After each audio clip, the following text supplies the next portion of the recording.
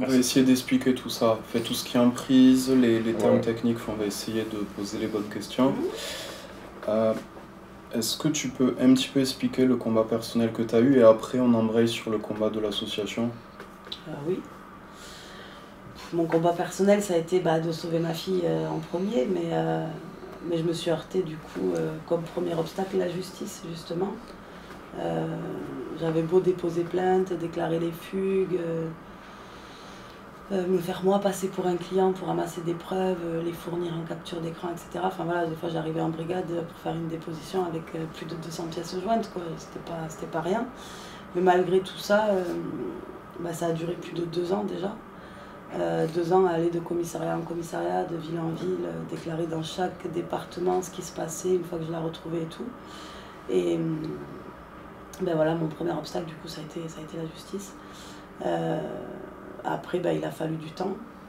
Il a fallu du temps pour justement pour comprendre qu'elle était victime d'emprise, comprendre l'enjeu de la situation, faire le lien avec son parcours personnel où elle avait déjà vécu petite l'inceste de son grand-père paternel qui fait que à un moment donné son corps elle l'avait dissocié. Enfin voilà, il y a eu tout un schéma à mettre en place et ça a été compliqué parce qu'il n'y avait pas d'intervenants compétents.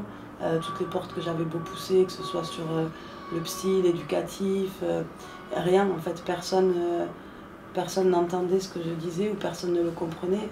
J'avais l'impression qu'on me regardait comme un extraterrestre quand j'expliquais que ma fille était victime, que certes elle repartait mais qu'au fond elle ne le voulait pas.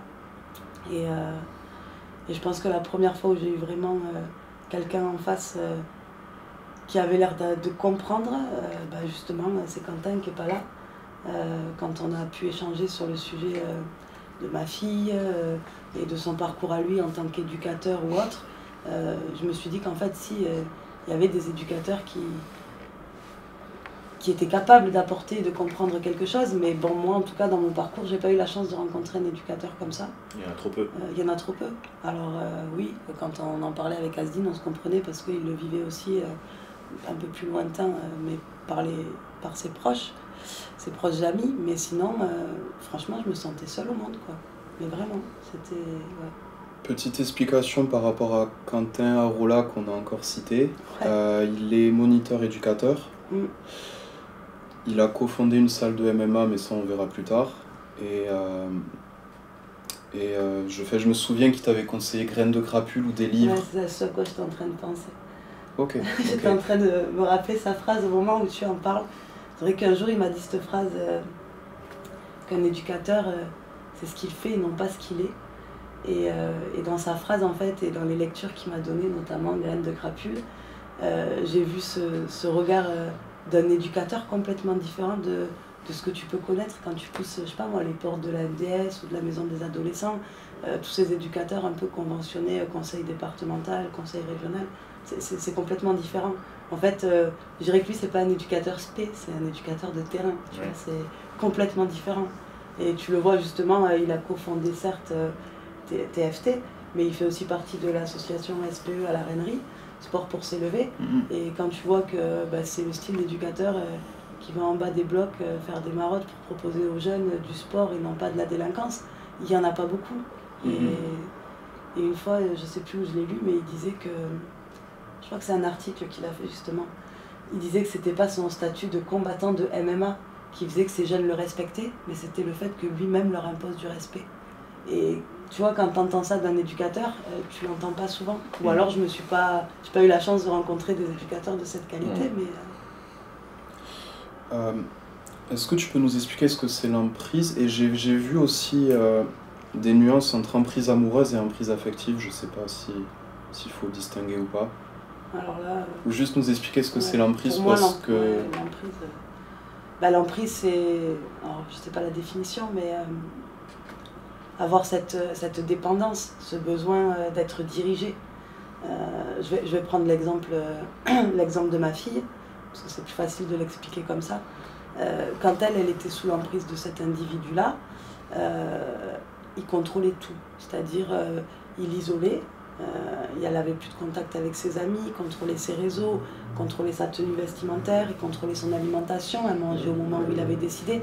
En fait, elle était dépendante de lui en fait. C'est comme s'il y avait une chaîne, elle était enchaînée à cette personne qui allait lui dire à quel moment tu t'assois ou à quel moment tu te couches. Enfin voilà, c'était vraiment ce besoin d'exister au travers de la direction qu'on te donne. Et tout au long de cette procédure, à chaque fois que j'ai voulu poser un cadre et une limite, parce que pour moi elle était en danger, donc quand je la sortais de là et que je voulais stopper cette relation, ben, plus je voulais y mettre un terme et plus en fait je permettais à cette emprise d'accroître. Je lui donnais plus de valeur à cet individu. Et il m'a fallu comprendre que tu ne sors pas d'une emprise sans une emprise. Et ça, c'est un psychanalyste que je connais et que je rencontrais moi en thérapie, avec qui j'ai beaucoup échangé sur le sujet, qui m'a expliqué que en fait, il fallait que j'impose une emprise sur ma fille pour arriver à briser cette emprise. Alors certes, une emprise bienveillante, mais une emprise quand même. Il me fallait tout le temps ruser de stratagèmes. Par exemple, si je la ramenais à la maison, que je fermais la porte et que je coupais la wifi, j'allais la faire partir. Alors que si je lui permettais de continuer à avoir un lien avec cet individu, tout en lui donnant le double des clés de la maison, elle n'allait plus partir. Parce qu'en fait, psychologiquement, je lui imposais une autre façon d'exister, une autre façon de réfléchir. Je pouvais poser un cadre, par exemple, j'acceptais qu'elle parle avec lui, mais je ne voulais pas qu'elle parle avec lui devant moi. Donc dans ces cas-là, si on partait sur une journée ensemble, au lieu d'aller à la plage à Narbonne, j'allais partir à Perpignan. Parce que 3 heures de route en voiture, c'est 3 heures sans lui parler. Là, tu vois, et il m'a fallu vraiment plein de choses comme ça pour voir des petites victoires dans les moments où, si je conduisais, elle me racontait des choses, mais je ne pouvais pas les lire. Donc elle faisait des captures d'écran, elle me les envoyait. Mais au fond d'elle, ma fille, elle savait très bien que moi, j'allais régulièrement au commissariat déposer tout ce que j'amassais sur lui. Donc indirectement, c'était une petite façon de me dire, tiens, maman, aide-moi, sans me le dire vraiment. Mais c'était vraiment un demi-mot. C'est compliqué cette emprise. Et encore là, à un moment donné, moi j'ai cru qu'elle commençait à se reconstruire. Donc c'est comme si j'avais un peu lâché la main de l'emprise, tu vois. Je lui laissais la liberté de rencontrer des gens ou de faire des projets, etc.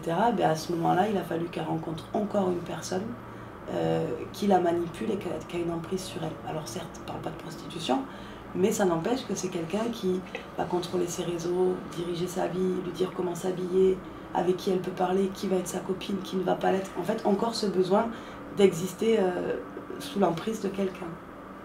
Je ne sais pas si j'ai bien expliqué l'emprise, mais... Mais tu as oublié de dire aussi les sentiments, c'est qu'elle était amoureuse de lui. Alors, elle l'était, mais quand on en a parlé après, elle s'est rendue compte que non. Elle s'est rendue compte que non, que c'était une dépendance et pas de l'amour. Elle s'était persuadée qu'elle était amoureuse, mais pas du tout en fait. Ouais, c'est ça. Ouais, elle avait... en fait, c'est même pas... C'était même pas de l'amour, c'est que... Elle avait 14 ans, enfin, on précise. Ah oui, elle avait voilà, déjà. Et c'était son premier amour. C'était sa première relation. Oui. Et puis, elle était dépendante de lui parce qu'il n'y avait plus que lui. Tu vois, comme il avait coupé les copines, les réseaux, la famille, il n'y avait que lui. Donc si lui, il disparaissait, elle était seule au monde.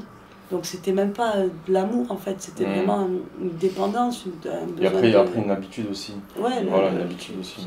Ça devient un peu l'idéal, l'instant de survie, mélanger, tout mélanger ensemble. Tu ne vois qu'une personne. Ah oui. Comme tu dis, le jour où elle n'est plus là, il n'y a plus personne. Je regarde qui. Au début, il a commencé à la mettre sur ses sites d'escorte et tout. C'est ce qu'il lui disait, c'était justement un délinquant juvénile à la base. Donc un peu de vente de barrettes de shit, des trucs à bas niveau quoi. Et à ce moment-là, il était capable de lui dire il faut que tu te sacrifies, parce que si tu n'es pas le revenu du couple et que moi je prends des risques et que je vais en prison, tu n'as plus personne. Et puis tu es une pépite. Tu vois, il la mettait vraiment sur un piédestal. Il a été jusqu'à lui offrir des bagues de fiançailles qu'il avait à glamouriser la prostitution. Complètement, ouais. Et pour autant, de l'autre côté, il suffisait qu'elle prenne son téléphone pour aller à la salle de bain, sans ne serait-ce qu'écouter de la musique. Il allait la frapper et la passer à tabac en l'accusant de vouloir parler à d'autres garçons. Donc en fait, il imposait aussi comme une jalousie. Donc pour elle, en tant que femme, entre guillemets, même si à 14 ans, t'es pas une femme, s'il est jaloux, c'est qu'il m'aime.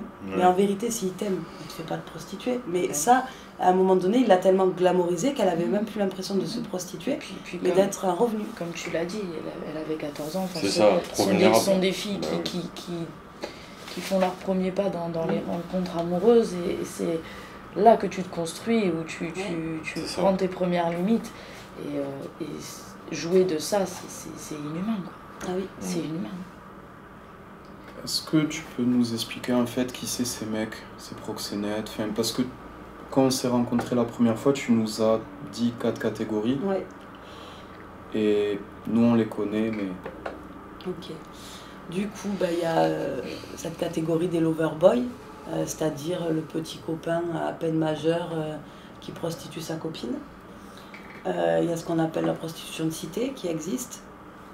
Là, c'est plutôt les mecs un peu suivis sur les réseaux sociaux, avec beaucoup de followers, un peu respectés dans les quartiers, qui du coup utilisent leur statut, ou peut-être des fois même leur notoriété, leur notoriété, puis même le fait des fois qu'ils font du rap. Hein, c'est ça, exactement. Voilà, donc de là, ils envoient plus ou moins des messages par le biais des réseaux sociaux à des jeunes filles et les amènent à se rencontrer. Alors souvent, c'est pas eux en personne, mais ils envoient quelqu'un d'autre pour ces premières rencontres, notamment une femme, ce qui met en confiance.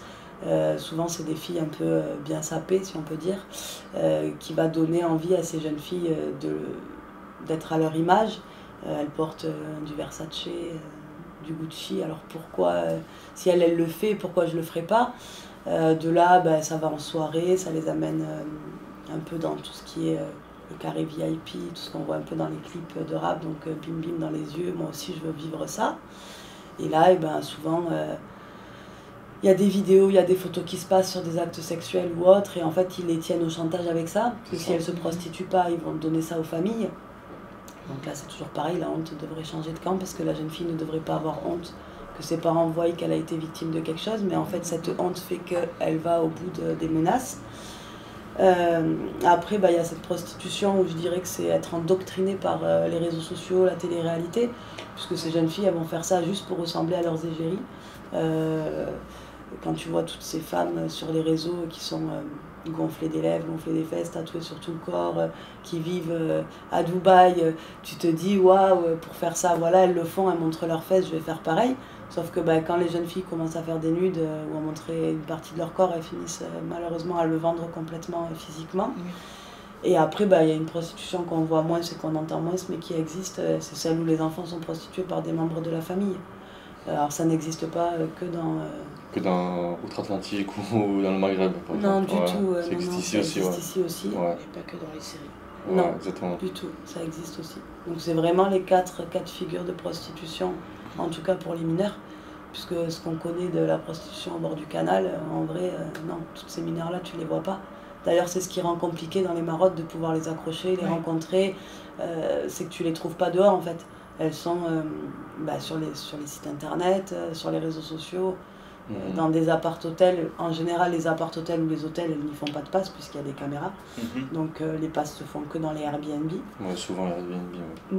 Et malgré ça, il y avait justement une loi normalement qui avait été parlée de faire mettre une caméra à l'entrée des Airbnb pour qu'on puisse savoir qui loue les appartements. Oui. Mais c'est pareil, ça n'a pas été acté, alors que c'était une façon aussi de sécuriser, de sécuriser le lieu. Tous les Airbnb, ils voulaient mettre une caméra devant? C'était pas les Airbnb, mais c'était une loi qui avait été par le gouvernement qui avait été proposée, de façon à ce qu'à l'entrée des Airbnb, quand il y a un temps de location qui est enregistré sur le site, etc., il y ait cette surveillance, qu'on sache qui a intégré les lieux. Parce qu'en fin de compte, quand tu fais une réservation, tu peux mettre la carte d'identité que tu veux et la carte bancaire que tu veux. Donc pour retracer réellement qui était sur place, c'est compliqué. C'est ce qui rend ces enquêtes impossibles en fait. C'est que ça change de lieu tout le temps. Et quand c'est réservé avec des fausses cartes d'identité, parce que tu vas sur Google, tu tapes carte d'identité, tu trouves une photo, tu t'en sers, tu la scannes, tu réserves avec ça. Et puis tu prends une PCS ou une Transcash, qui va savoir quitter. Donc les proxénètes, c'est des mecs qui ont un peu un profil dealer, on va dire.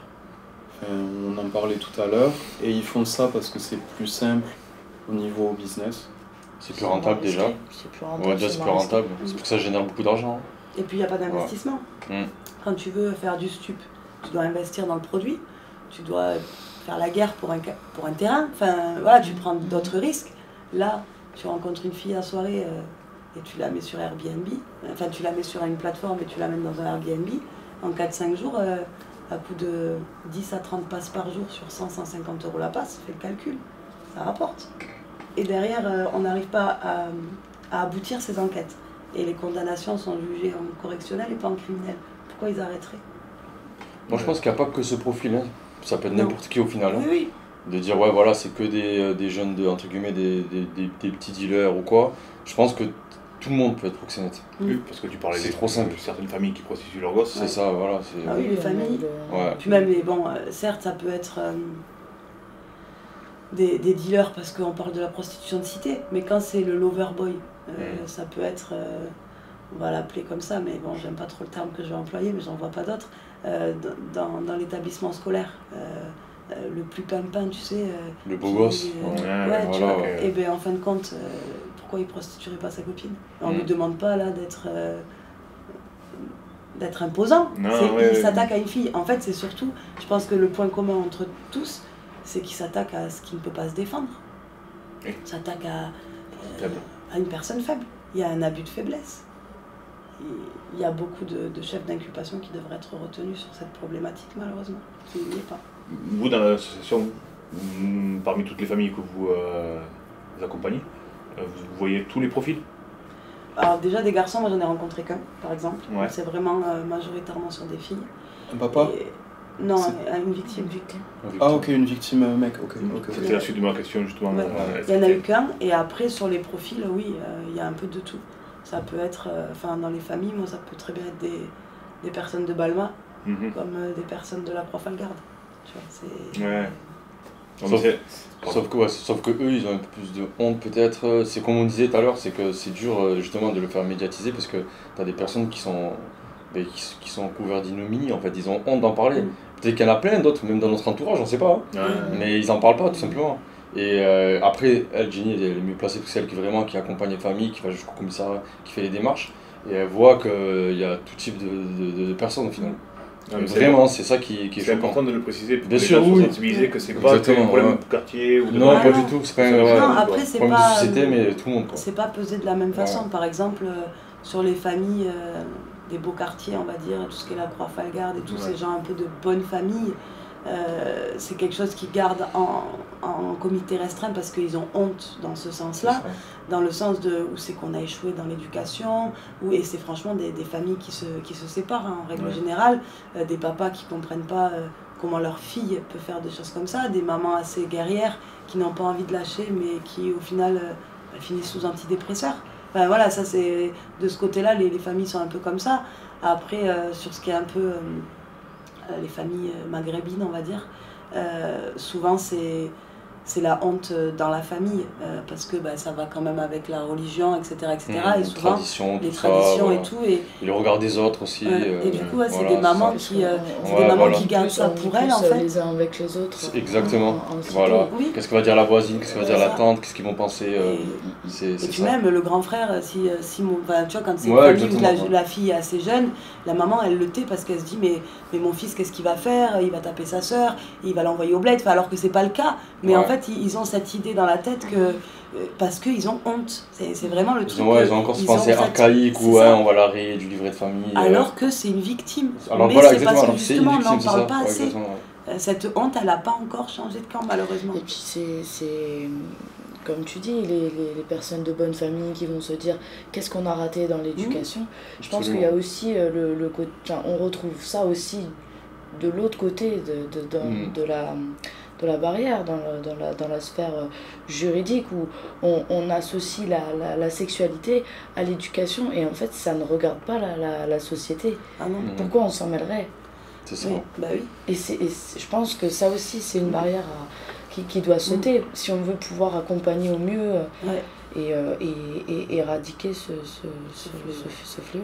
Et pour revenir à ce que tu disais en ce qui concerne les couples, en général, quand une personne était prostituée dans une famille, la famille reste pas indemne. Le couple il explose, le foyer il explose. Ah ben oui. À puis le foyer il 99%. explose, et puis même dans la fratrie, les petits frères, les petites sœurs, on s'en occupe moins parce que on est centré sur le problème. Tout le monde est victime. Vraiment, il n'y a pas que la victime physique. Voilà, c'est tout l'entourage, la famille. Parce qu'ils cherchent qui est responsable de exactement. Qu'est-ce qui a fait. Qui a fait son puis ces jeunes filles, elles font beaucoup de passages à l'acte. Déjà, par exemple, elles sont très dépendantes de leur téléphone. Donc il suffit que tu veux lui enlever son téléphone, tu veux lui mettre un cadre. Elle est capable de tout casser dans la maison, elle est capable de se scarifier, elle est capable d'être en crise. Les frères, les sœurs, quand ils voient ça, c'est impactant pour tout le monde en fait. Elle va fuguer, elle va voler chez ses parents, des objets de valeur, elle se barre tout simplement. Après on la récupère un mois après, et voilà, l'histoire se répète au final. C'est les mêmes schémas que pour les personnes sous stupéfiants. Sous dépendance, Ah oui, puis après quand c'est des familles plutôt, je dirais, monoparentales, tu vois, qui vivent de petits moyens, qui vont régulièrement à la MDS demander un petit dépannage annuel pour finir le mois, ou enfin des choses comme ça, ce genre de famille-là, eh ben, ils se taisent parce que ils sont déjà un peu regardés et suivis de ces services sociaux. Et en fait, ben, dès qu'ils parlent, il y a le juge des enfants, il y a le placement, il y a les mesures éducatives. En fait, il y a une sanction de plus qui tombe, mais qui est destructrice encore plus de la situation, et non pas... ils cherchent en fait à comprendre le pourquoi du comment sans chercher à y mettre fin. Et ils font l'inverse. Donc chacun dans sa situation se mure dans le silence, un par honte ou par peur des représailles, ou des fois par peur des représailles aussi les proxénètes, mais dans tous les cas il y a vraiment, on dirait que c'est un peu comme un chantier en destruction où il faut tout reprendre à zéro. Est-ce que dans les témoignages toi qui accompagnes les familles, est-ce que les proxénètes communiquent de temps en temps avec les familles, menacent? Oui, il y en a. Il y en a. Essayent d'intimider? Ah oui, il y en a eu. Oui, il y en a eu. Il y a un moment donné, il y avait... D'ailleurs, c'est pour ça qu'on a fait avec l'association une antenne à Marseille, parce qu'il y a beaucoup de jeunes filles de Toulouse qui partent là-bas. Et ça m'est arrivé d'utiliser certains contacts qu'on a sur Marseille, justement pour accompagner ces victimes et aller au bout de ces procédures. Et il a fallu faire reloger les familles, parce que le fait de savoir où habiter fait que les proxénètes étaient venus mettre la pression, autant physiquement que juste passer et jeter des cailloux dans les fenêtres. Mais bon, en tout cas, montrer on sait où t'es, quoi. Ouais, mettre la pression. Oui, donc derrière, il y a une intimidation. Ah oui, bien sûr. On peut bien parler de nos ados oubliés, on peut en faire un sujet où là on y reste un petit moment, on explique bien ce que tu fais, comment tu arrives à aider ou pas. On peut parler prévention, on peut parler guérison, quand le mal est déjà fait, mais que quand même tu fais ce que tu peux pour qu'il y ait reconstruction. Petite parenthèse, j'ai beaucoup aimé le reportage Marie Saint-Filtre en banlieue. Alors ça concerne pas que les banlieues, vous venez de nous l'expliquer. Dans les reportages de Marie Saint-Filtre, là je me suis noté, tu sais, les 4 parties. Elle commence par expliquer la drogue, où il y a des mecs qui espèrent que la drogue ça va être un tremplin pour eux. Ensuite elle parle de l'origine de la violence et notamment de la misère des gens qui se débrouillent et qui sont dans divers trafics. 3e épisode, Vive la France, point d'interrogation, effectivement ils vivent dans des barres d'immeubles, donc ils sont dans un contexte particulier. Et je t'ai vu dans le 4e épisode sur les femmes. Donc elle essaie un peu d'expliquer comment c'est pour les femmes dans les banlieues. Et elle en vient à parler de la prostitution, notamment des mineurs. Donc est-ce que tu veux donner ton point de vue sur déjà le reportage en banlieue et ce que tu peux en dire? Alors du coup, son reportage en banlieue, il était évocateur de certaines choses. Moi, ce que j'ai beaucoup retenu, c'était les échanges qu'elle a pu avoir avec tous ces garçons de la cité. Mais ça n'a pas vraiment un lien avec la prostitution au final. Tu vois que, par exemple, certains passages du reportage, tu vois en gros que malgré que c'est des gros groupes de copains, qu'ils ont tous à la maison des sœurs ou autres, certains pourraient être très intéressés par la sœur de l'un ou de l'autre, mais pour une relation à long terme, pour quelque chose d'engagé, etc. Sauf que ils ne vont pas passer le cap d'aller parler à cette sœurette ou par rapport au respect des mœurs entre garçons, etc. Mais ça, à mon sens, ça n'a rien à voir avec la prostitution en elle-même. Après, c'est-à-dire que encore, quand moi je vois ce reportage-là, je me dis qu'il y a des cités où il y a encore des valeurs et du respect, alors que quand on les côtoie, enfin moi ce que je peux en côtoyer ici avec les accompagnements de certaines victimes, ça n'existe pas encore dans tous les quartiers. Après c'est une façon, ils ont une façon certains à eux de s'identifier à la société, mais bon, quand on crée ces barres d'immeubles dans ces secteurs fermés comme ceux où elle a été, on y met toujours la même population. Donc c'est bien beau de montrer ces endroits-là en disant que ça se passe comme ci ou comme ça, mais pourquoi on leur propose pas les pavillons en centre-ville? Enfin, à un moment donné, donc non, je vois pas vraiment le lien avec... Alors, mon point de vue, dans le 4e épisode où c'est centré sur les femmes, à un moment elle parle avec un mec qui est proxénète. Ah oui. Oui. Il a un discours, il a un discours rodé, dans lequel il y a des filles qui gèrent. J'emploie les mots qu'il emploie, Alors soit que lui l'emploie ou que j'arrive à sortir, enfin je vais en parler comme je peux, mais... c'est le terme, de toute façon, c'est ce qu'ils disent. Oui. Ils disent, voilà. Oui, ils disent Et si elles sont mineures, il dit en gros qu'il sait pas et que limite c'est pas son problème. Enfin, en gros... Oui, en gros c'est un proxénète. Oui. De toute façon, que ce soit mineur ou majeur, c'est la traite de personnes. Donc, sauf que mineur, c'est encore beaucoup plus grave. Et après, oui. Ouais. Et Mais lui, quand il en parle, ce mec dans son... Je l'ai pas vu. Il donne l'impression d'être hyper en retrait. Il donne l'impression, en gros, c'est parce que c'est elle qui vient. En gros, il lui propose un cadre de vie. C'est elle qui veut, c'est elle qui y va, il l'oblige pas. Mais on parle comme si c'était un agent. Voilà, il se rachète une conscience. C'est un manager, en fait. Non, mais vraiment, je revois ces passages. Après, quand tu vois la façon qu'il a d'en parler, franchement, si vraiment il faisait les 3/4 de ce qu'il dit, il n'aurait pas été face caméra, même s'il est flouté. Après, bon, c'est que mon point de vue. Je l'ai pas vu, donc je peux pas en parler. Ça, c'est un bolos de quartier qui donne l'impression de tout gérer sur le stup, les femmes, machin, mais en fin de compte... tu l'écoutes, c'est Pablo Escobar. Exactement, et un peu de Totorina aussi, mais bon, voilà. Mais si vraiment, enfin je veux dire, ceux qui le font, ils ne le disent pas, ils ont trop...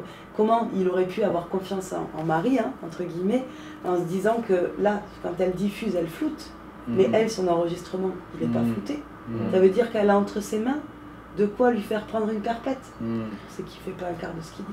Ok. Voilà. Je suis naïf, mais pas de soucis. Non, mais après c'est mon point de vue. Après, moi, très honnêtement, j'ai l'impression qu'on est matrixé en ce moment par tout un délire d'influenceurs, d'agents, d'argent facile, et en fait, on a complètement perdu la notion c'est jeune, c'est jeune exactement. Oui. Et absolument. Après, banlieue, pas banlieue. Ouais, bien sûr, absolument. Tout le monde, c'est tout le monde. Vraiment toutes les sphères, hein. Tu vas dans n'importe quel collège, c'est clair. Tu as une espèce de matrixage autour de il faut tout pour l'argent. Peu importe ce qu'on fait. Peu importe ce qu'on fait, qu'on aille faire de la télé-réalité, qu'on aille sur des plateformes mime OnlyFans, ça a été glamourisé à un point où...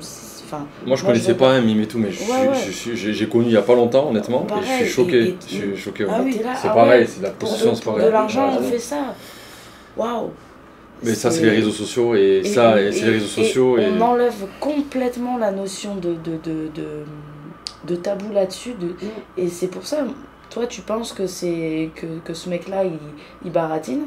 Moi, franchement, honnêtement, je sais pas. Et c'est là où c'est grave, hein. C'est que tu te dis, il y a... En toute impunité, quoi. En toute impunité, mais en même temps, à la radio, on leur parle d'armes à feu, de drogue, de gestion de terrain. On banalise ça. Enfin, ça se passe pas comme ça dans la vraie vie.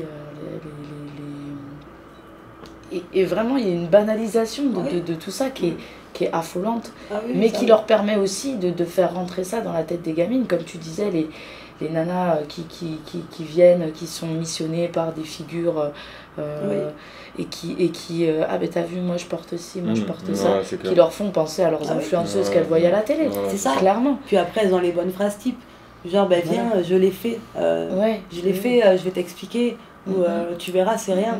Mais en fait, déjà, tu lui ancres dans la tête que toi, tu l'as fait. Quand tu arrives avec ce style de des influenceurs... Et t'as vu moi où je suis, moi où j'en suis. Voilà, c'est ça. Ben oui. Tout dans le paraître et tout dans le... Après, le point commun, moi, dans toutes ces victimes, quand même, c'est que pour arriver à dissocier autant, même si on ne peut pas vraiment le dissocier, mais en gros, dissocier le corps et l'esprit dans ces moments-là, c'est que 3/4 de ces victimes, elles avaient déjà été victimes dans le passé d'autres choses. Victimes sexuelles, victimes d'inceste, victimes de harcèlement scolaire, violences intrafamiliales. Enfin, en tout cas, elles ont eu une position de victime dans l'enfance pour laquelle elles n'ont jamais été reconnues comme telles.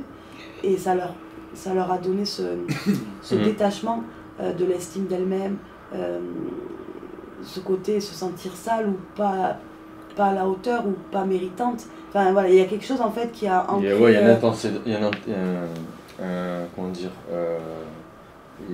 eu un passé où il y a eu une fracture dans leur vie qui a fait que elles ont vrillé. Oui, et puis elles s'engouffraient dans cette brèche, parce que j'imagine que sur toutes les meufs qui recrutent entre eux, parce que ça parle comme ça, j'imagine aussi qu'il y en a, et j'espère qu'il y en a qui se sont approchés et qui ne répondent pas à ça. Oui, c'est sûr, mais après en général, celles qui adhèrent, c'est qu'elles ont une faiblesse, forcément. Bien sûr, qu'ils exploitent. C'est ça. Là, oui, elles ont une carence affective en elles déjà, pour commencer. Oui, il y a un antécédent, c'est ça. Donc il y a un gros problème de fond où il y a de l'inceste, de la prostitution, des viols, peut-être. Des viols, même chez de la violence intrafamiliale.